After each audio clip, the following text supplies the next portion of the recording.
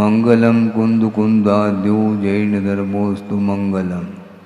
सर्वमंगल मांगल्यम सर्वकल्याणकारकम प्रधानम सर्वधर्माणां जैनम जयतु शासनम। अहिंसा परमो धर्म की, महावीर भगवान की। प्रातः स्मरणीय परम पूजाचार्य गुरुवर श्री विद्यासागर जी मुनि महाराज की जय।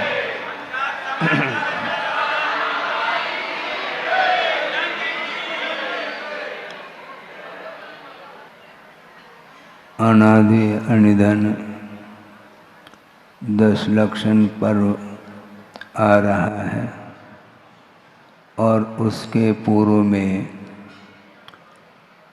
ये वात्सल्य पर्व के रूप में आपके सामने वह पर्व आया है। ऊपर कुछ चर्चा चल रही थी, उसी को संक्षेप में यहाँ पर आपके सामने विचार रख रहा हूँ कि वात्सल्य पर्व बहुत महान पर्व होता है और यह वात्सल्य अपने आप में इसलिए महान है कि आत्मा की जो दृष्टि है इस पर्व के माध्यम से अंतर्दृष्टि की ओर वह चली जाती है। बाह्य तप का भी आगम में उल्लेख आता है और बाह्य तप अपनी अपनी क्षमता सामर्थ्य को लेकर के साधक लोग करते रहते हैं, किंतु आध्यात्मिकस्य तपसा परिबृंहणार्थम, इस प्रकार आचार्य समंतभद्र स्वामी ने रत्नकर्ण श्रावकाचार्य के अंदर ये दिया है। रत्न श्रावकाचार्य नहीं, स्वयंभू स्तोत्र में दिया है। हाँ, कुंतुनाथ भगवान की शायद स्तुति करते समय ये दिया है। आध्यात्मिकस्य तपसा परिबृंहणार्थम बाह्यम तपः। बाह्य तप का उद्देश्य जो होता है वह भीतरी तप की वृद्धि के लिए, उसके विकास के लिए हुआ करता है और विनय तप भी आभ्यंतर तप के अंतर्गत आता है। तो मैं इस वात्सल्य पर्व को अंतरंग तप की ओर यह ले जाने में सक्षम है और इस पर्व को आप यहाँ पर मनाने जा रहे हैं। बहुत समय आपने लिया है, लेकिन ये कम समय लिया है क्योंकि वात्सल्य पर्व मनाने के लिए बहुत समय अपेक्षित होता है और परस्पर में साधर्म्य के बीच में जो स्नेह का वर्ताव होता है उसका नाम वात्सल्य कहा है और यह वात्सल्य सम्यक दर्शन का एक अनन्य अंग माना जाता है और वह सम्यक दर्शन के बिना चारित्र का कोई मूल्य नहीं हुआ करता। चारित्र में जो समीचीनता आती है, चारित्र जब सम्यक रूप में परिवर्तित हो जाता है वह सम्यक दर्शन के अभाव में नहीं, और सम्यक दर्शन के माध्यम से चारित्र में चार चांद लग जाते हैं। आचरण का नाम चारित्र है, किंतु संसारी प्राणी ने अनंत काल से जो आचरण किया है वह विपरीत आचरण किया है, जिसके कारण संसार की ही वृद्धि हुई है और मोक्ष मार्ग की ओर बढ़ने के लिए यह पर्व आया है। आप लोग बहुत भाव विभोर हो करके इस पर्व को मनाने का पुरुषार्थ करिए और वात्सल्य इस पर्व में जो विख्यात हुए हैं वे आपके सामने हैं। अभी आपने अकम्पनाचार्य संघ की पूजा की है और उसमें विष्णु कुमार भी शामिल है। बहुत संक्षेप इसलिए कर रहा हूँ, 9:45 बज गए हैं और एक एक लाख के लिए बहुत समय व्यतीत किया है। हाँ, उसकी समीक्षा इसलिए नहीं करूँगा ज़्यादा क्योंकि वात्सल में कमी ना आ जाए, वो भी आवश्यक है।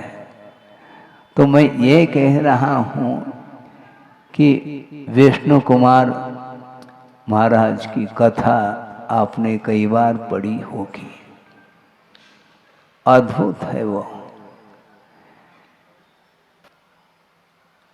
श्री वर्मा नाम की राजा अवंती देश में एक कौन सी नगरी है, वो जैनी नगरी है और उसका राजा श्री वर्मा है। उसके 4 मंत्री हैं, बलि आदि। और उन दिनों में अकम्पनाचार्य को लेकर के 700 मुनियों का संघ वहाँ पर पहुँचा है, एक उद्यान में पहुँचा है।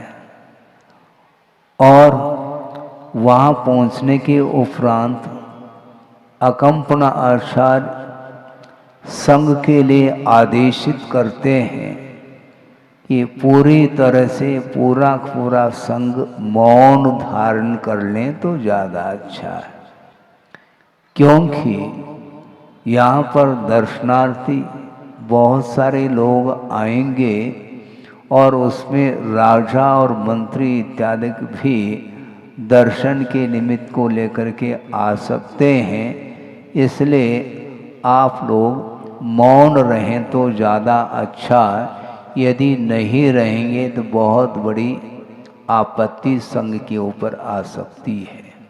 ये आदेश उन्होंने दिया है और सारी जनता दर्शन के हेतु जा रही है पूजन सामग्री को लेकर के, और वह श्री वर्मा राजा महल के ऊपर देख रहा है और मंत्रियों को पूछ रहा है ये आकस्मिक भीड़ क्यों जा रही है, यात्रा का कोई प्रसंग अभी है नहीं और इतने बड़ी संख्या में जन समूह उमड़ रहा है और किधर जाना चाह रहा है, क्यों जा रहा है।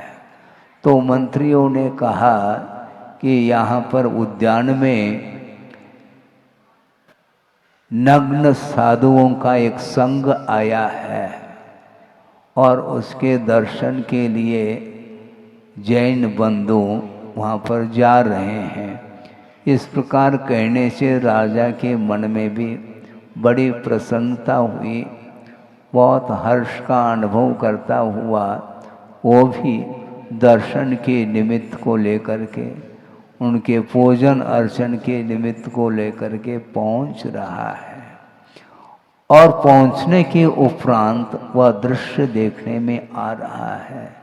अकम्पनाचार्य बैठे हैं, मेरू के समान अकम्प हैं वो, और इतना विशाल संघ के बीच में बैठे हैं।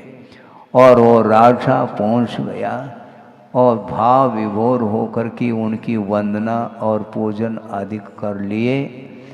इसके उपरांत भी नमोस्तु नमोस्तु बार बार कहने के उपरांत भी एक भी मुनि महाराज के तरफ से धर्म वृद्धि का कोई आशीर्वाद के रूप में हाथ नहीं उठा। तो राजा के मन में ऐसा लगा, इसको बोलते निरीहता, बहुत बड़ा अनुष्ठान करने जा रहे हैं ऐसा लगता है। निरीहता के साथ बैठे हैं और अनुशासित होकर के ध्यान में लीन हैं। इस प्रकार वो विचार करते हुए पुनः दर्शन करके वापस जा रहे हैं। और जाते समय उस राजा के साथ वह मंत्री लोग भी वापस जा रहे हैं, किंतु मंत्रियों में कोई संस्कार, धार्मिक संस्कार नहीं थे और दुष्ट भाव के साथ कुछ बोलते चले जा रहे हैं। इन्हें कोई विवेक नहीं है, लगता है यह पशु के समान है। न जाने कौन कौन से अमर्यादित शब्दों के प्रयोग करते हुए वो जा रहे हैं। ये बैल के समान है, आदि आदि। इसके उपरांत भी उन मुनि महाराजों के उपयोग में कोई हलचल ही नहीं आई और जा रहे हैं। और जाते जाते एक और मुनि महाराज का बीच में ही दर्शन हो जाता है। राजा ने तो दर्शन किया और उस समय वो मुनि महाराज आहारचर्या से लौट रहे थे और उन मंत्रियों ने सीधा ही सीधा बोल दिया, ये बहुत एक तरुण बैल आ रहा है पेट भर करके। इस प्रकार तीखे शब्दों के प्रयोग किए। अब सोचो, विचार करो, आगम में स्पष्ट लिखा हुआ है कि उपदेश किसको देना चाहिए। जो उपदेश का पात्र होता है उसके लिए उपदेश दें, इसमें कोई बाधा नहीं है। किंतु जिसके भीतर पात्रता नहीं है उसको कोई भी उत्तर नहीं देना चाहिए। किंतु वह श्रुतसागर मुनि, उनके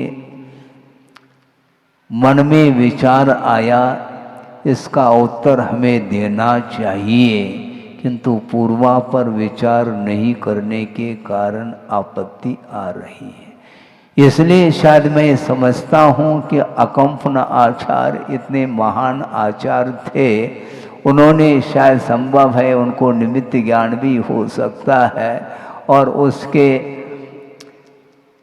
अनुरूप ही उन्होंने पूरे संघ के लिए मौन धारण करने की आज्ञा दी थी। और श्रुतसागर जी मुनि आ रहे हैं और बीच में इस प्रकार बोलने से उनको रहा नहीं गया। अब शास्त्रार्थ करके इनको परास्त करना चाहिए, ऐसा मन में भाव आया।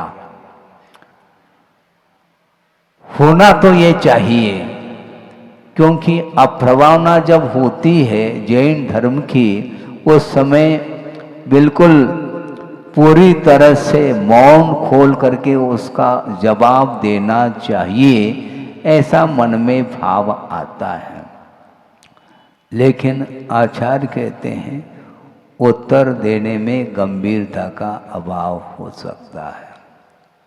गंभीर हो करके यदि हम तटस्थ रहेंगे तो शायद संभव है बिना बोले भी उसको उपदेश मिल सकता है।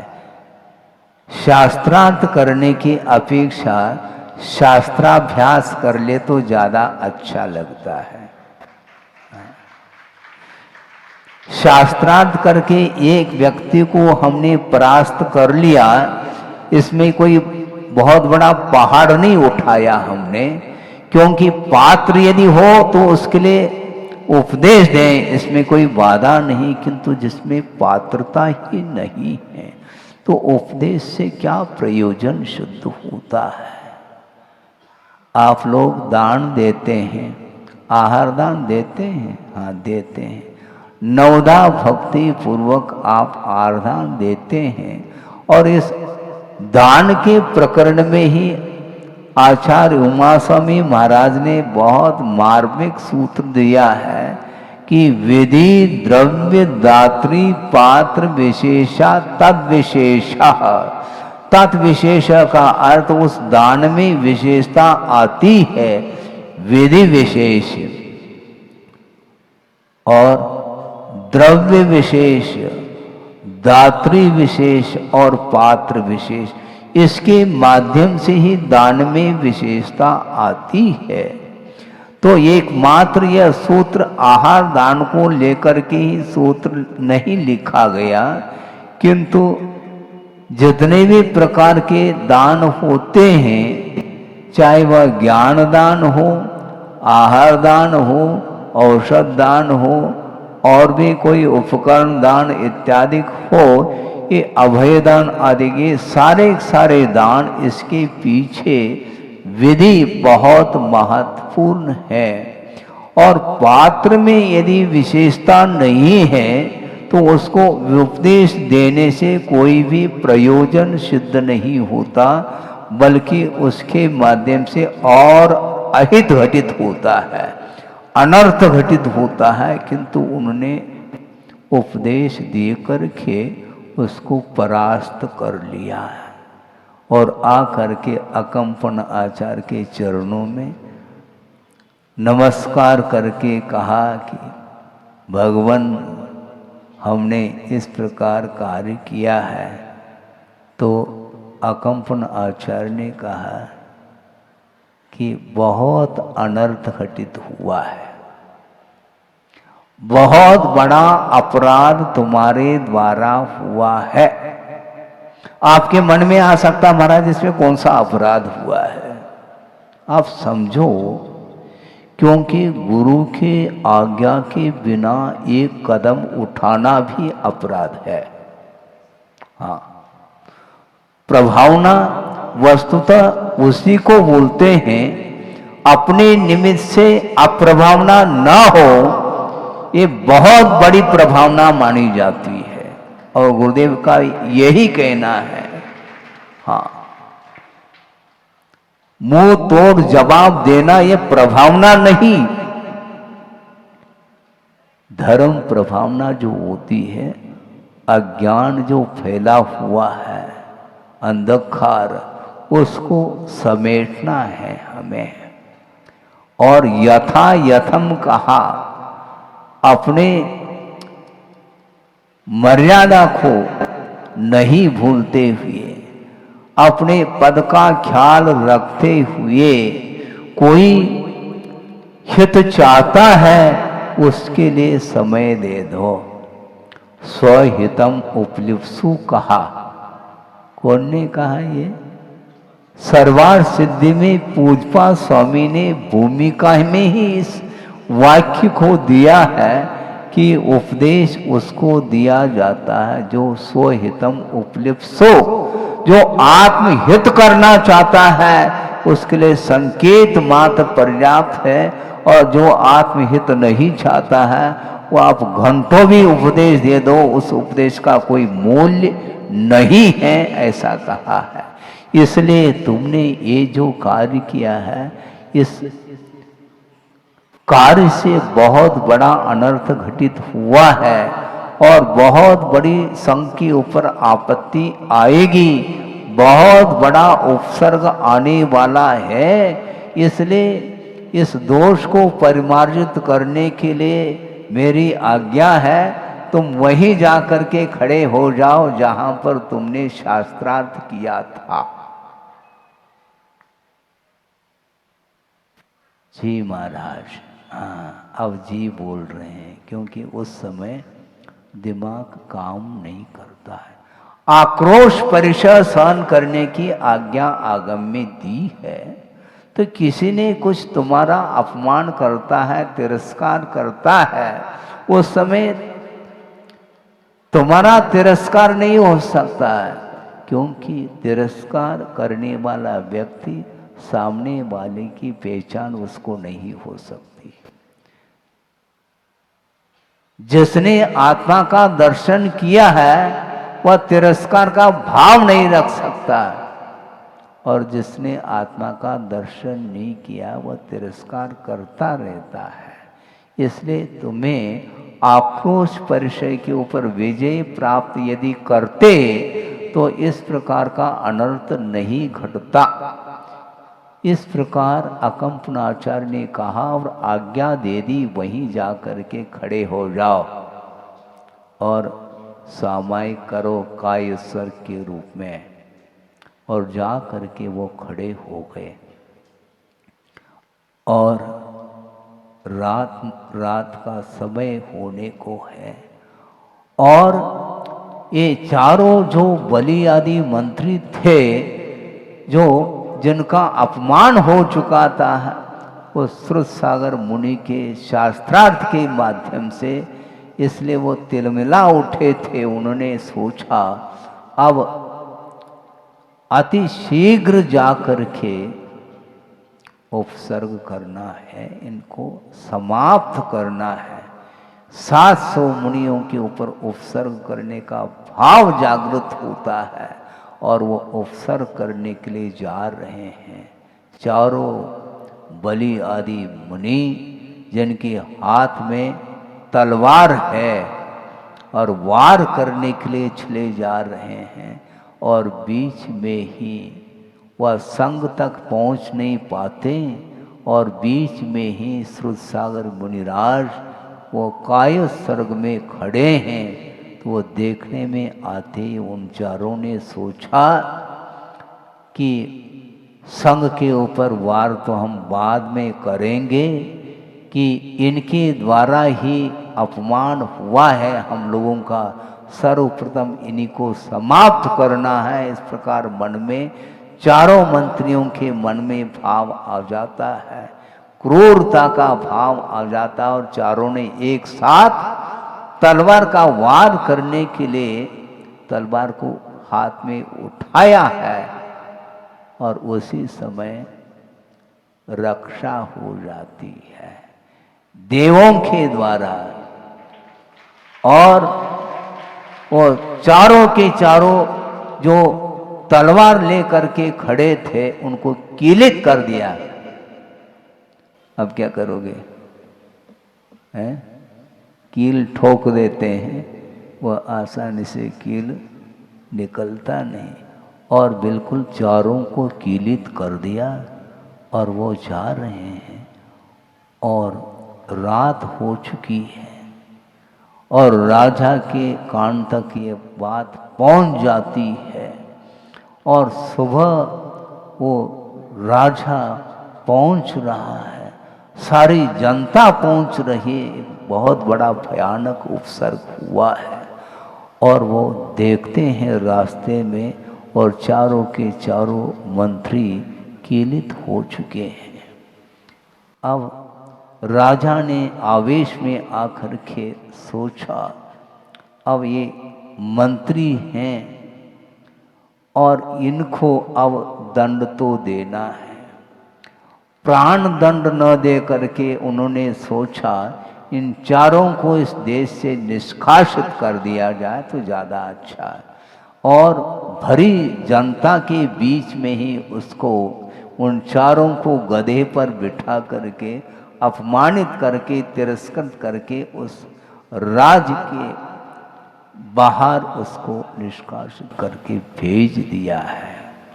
अब इसके उपरांत क्या होता है अभी भी ये निपटा नहीं है ये।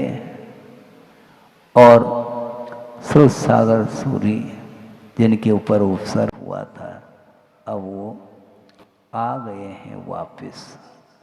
अब कालांतर में उज्जैनी नगरी से पुनः 700 मुनियों का संग, अकंपन आचार्य का संग माना जाता है। उनका विहार हो गया शनै शनै, और कहाँ पहुँचे हैं? वो पहुँचे हैं हस्तिनापुर में पहुँचे हैं, और वहाँ पर पुनः यह वातावरण छा जाता है। सोचो, विचार करो, वो चारों के चारों मंत्री दूसरी जगह पहुंच गए हैं, और वहां पर वो कौन सी नगरी? हाँ, हस्तिनापुर नगरी है। और वहां पर वहां का राजा कौन है? श्री पद्म राजा हैं, और उनके 2 पुत्र हैं, शायद हो सकते हैं वो महापद्म हैं। उनके 2 पुत्र हैं, पद्म और विष्णु, ये 2 पुत्र हैं। और राजा ने, जो महापद्म राजा हैं, उनको किसी निमित्त से वैराग्य हो जाता है, और अपने बड़े ज्येष्ठ पुत्र को राज सिंहासन पर बिठा करके छोटे पुत्र जो विष्णु हैं उनको साथ ले करके वो निकल जाते हैं, वैराग्य हो जाता है। किसी भी निमित्त से वैराग्य हो सकता है, इसमें कोई बाधा नहीं। वो निकल गए और जो पद्म जो ज्येष्ठ पुत्र है वह राज सिंहासन पर बैठे हैं, किंतु राजा को चैन थोड़ी रहता है, क्योंकि किसी न किसी रूप से आक्रमण दूसरे की तरफ से होता ही रहता है। और ऐसा कोई आक्रमण हुआ है जिसके कारण वह संकट में है, चिंतित है। और वो चारों मंत्री कहते हैं आप चिंतित क्यों हैं? तो उन्होंने कहा इस प्रकार का परचक्र आ रहा है और उसके कारण बहुत भयानक स्थिति बन सकती है। तो मंत्रियों ने कहा हमें आज्ञा दे दो, तो उनको निपटा करके आ जाएंगे उस राजा को। और जा करके उसको वहाँ अपना जो कुछ भी बल का प्रयोग किया है और जो परचक्र आया था उस राजा को की बांध करके उसको परास्त करके राजा के सामने उपस्थित कर दिया। तब राजा को थोड़ी सी चिंता धीरे धीरे दूर हो गई। अच्छा काम हुआ तुम्हारे द्वारा। अब राजा ने, पद्म राजा ने पूछा मंत्रियों को इसके बदले में तुम क्या चाहते हो, बोलो। उन चारों ने कहा अभी हमें कोई आवश्यकता नहीं है, हम जब आवश्यकता पड़ेगी तो दे देना। अब देखो पुनः शुरुआत हो गई वही चक्र।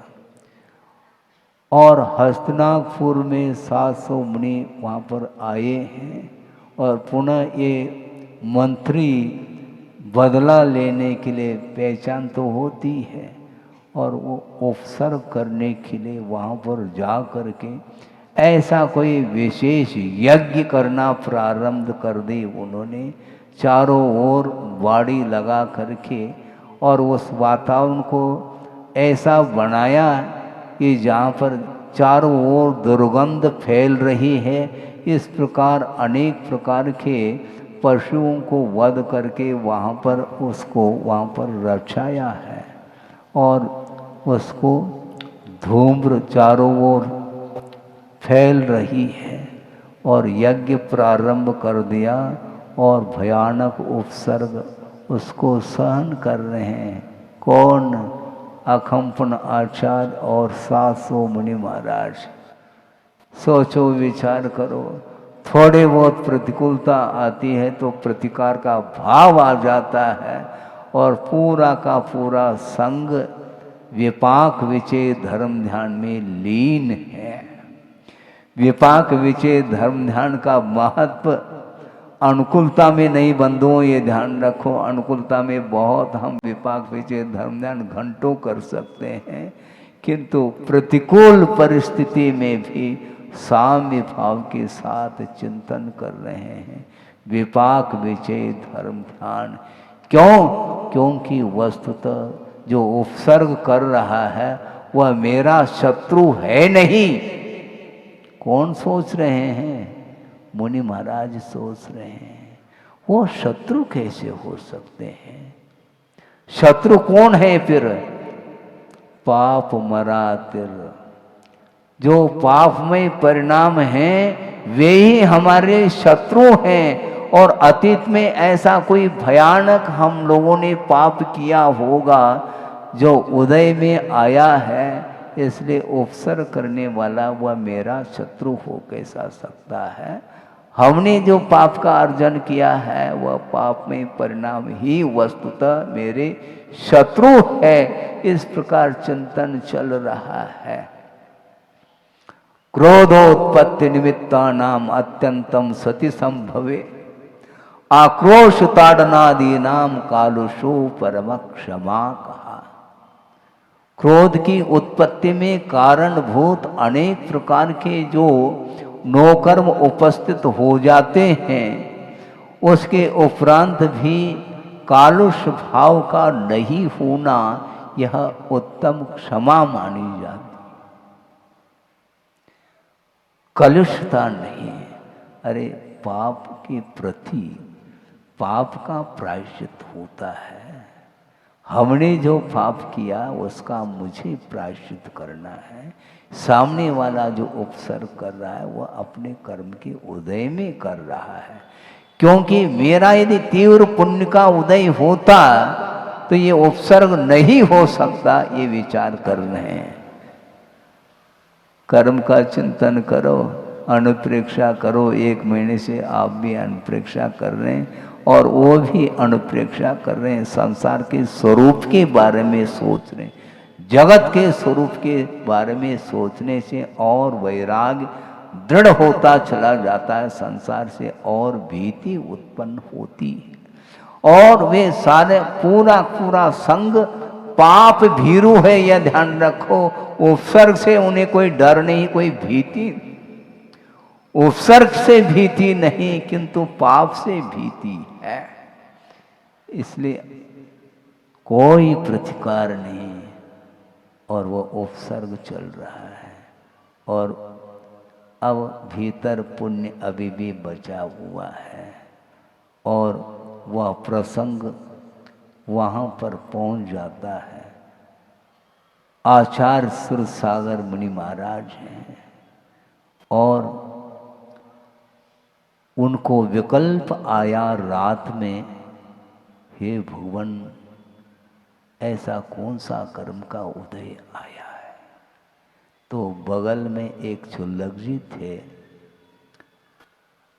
जिन्हें विद्या भी प्राप्त थी और उस क्षुल्लक ने आचार्य महाराज को पूछा कि महाराज इस मध्य रात्रि में आपको क्या हो गया, ऐसा कौन सा मन में विकल्प आया कि आपने हा इस प्रकार शब्द का प्रयोग किया।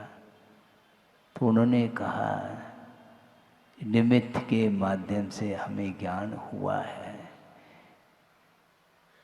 कि 700 मुनि महाराजों के ऊपर एक भयानक उपसर्ग होने जा रहा है। तो महाराज इस उपसर्ग को कौन दूर कर सकता है, किसके अंदर सामर्थ्य है और वो कहाँ पर उपसर्ग हो रहा है। हस्तिनापुर में हो रहा है। तो वहाँ पर कौन पहुँचेंगे और उस उपसर्ग को कौन दूर करेंगे।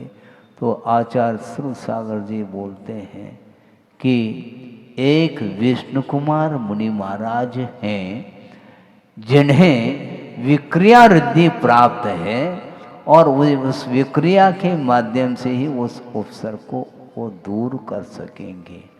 तो महाराज फिर मैं जाता हूँ अभी, क्योंकि विद्या तो क्षुल्लक जी के पास थी और उनने सोचा और विद्या के बल से जहाँ पर विष्णु कुमार मुनि महाराज ध्यानस्थ थे उनके सामने पहुँच गए और ध्यान से निवृत्त होने के उपरांत क्षुल्लक जी ने कहा कि महाराज एक आचार्य महाराज जिन्होंने मुझे आपके पास भेजा है और इसलिए भेजा है कि एक भयानक जो उपसर्ग हुआ है 700 मुनि महाराज के संग के ऊपर, उस उपसर्ग को दूर करने की क्षमता और किसी भी महाराज में नहीं है और आपको विक्रिया रिद्धि प्राप्त हुई है, ऐसा उन्होंने कह करके भेजा है।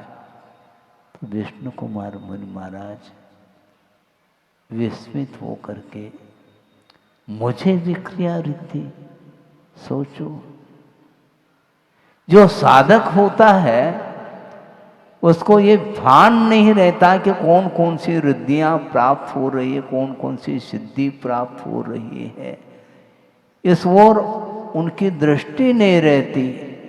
क्योंकि रिद्धियों के माध्यम से मोक्ष नहीं मिलता। मोक्ष मार्ग पर चलने के लिए रिद्धियों की कोई आवश्यकता नहीं पड़ती, किंतु रत्नत्रय की आवश्यकता पड़ती है। और रत्नत्रय की आराधना में जो लीन होते हैं उस रत्नत्रय की विशुद्धि के फलस्वरूप अनेक प्रकार की रिद्धियां अपने आप प्राप्त हो जाती है। गुरु शिष्य के प्रति वात्सल्य पूर्ण मुद्रा के साथ प्रसन्न चित्त होकर के आशीर्वाद देते हैं। ये गुरु का बहुत बड़ा वात्सल्य शिष्यों के प्रति होता है। और शिष्य का क्या होता है? गुरु के प्रति वात्सल्य नहीं रखा जाता है, विनय बहुमान रखा जाता है, गुरु की भक्ति की जाती है, गुरु का आदर किया जाता है, गुरु के प्रति समर्पण भाव व्यक्त किया जाता है। इसको बोलते हैं विनय। और विनय के माध्यम से ही मुक्ति मिलती है। मोक्ष पथ पर चलने वाले को हमेशा विनय अनुनय को भूलना नहीं चाहिए। बड़ों के प्रति बहुमान हमेशा रखना चाहिए। और जो छोटा होता है उसको कतई इस प्रकार नहीं सोचना चाहिए, मैं तो छोटा हूँ, अरे छोटा हूँ कि क्या छोटा और क्या बड़ा, ये भेद छोड़ दो। हैं? आत्मा में बड़े और छोटे की कोई परिकल्पना संभव नहीं है।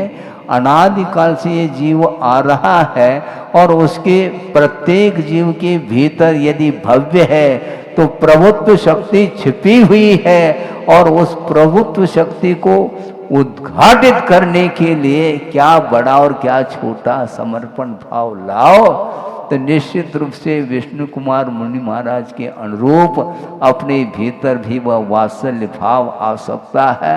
और गुरुओं के प्रति जो विनय का आदर का भाव आ सकता है वह आ सकता है।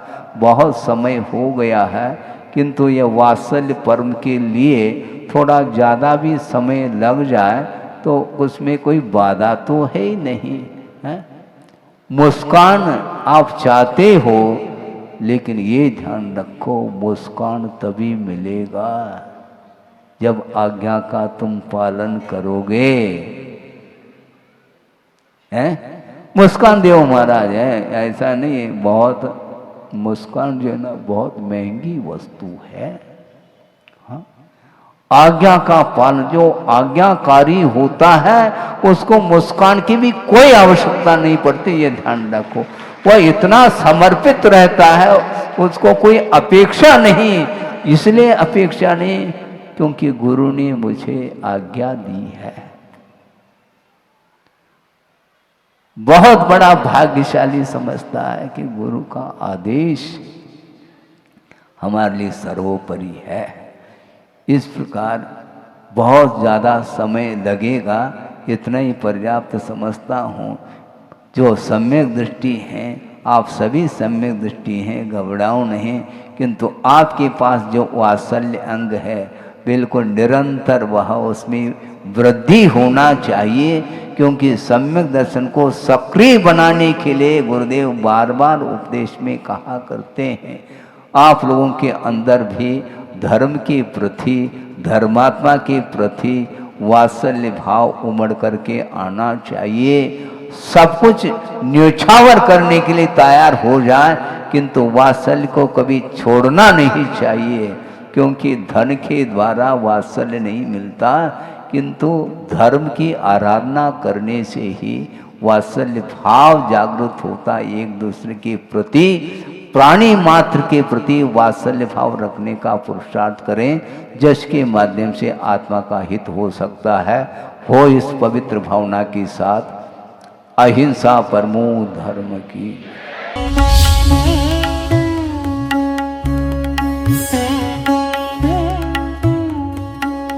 सच्चा ज्ञान वह है जो आत्मा की पहचान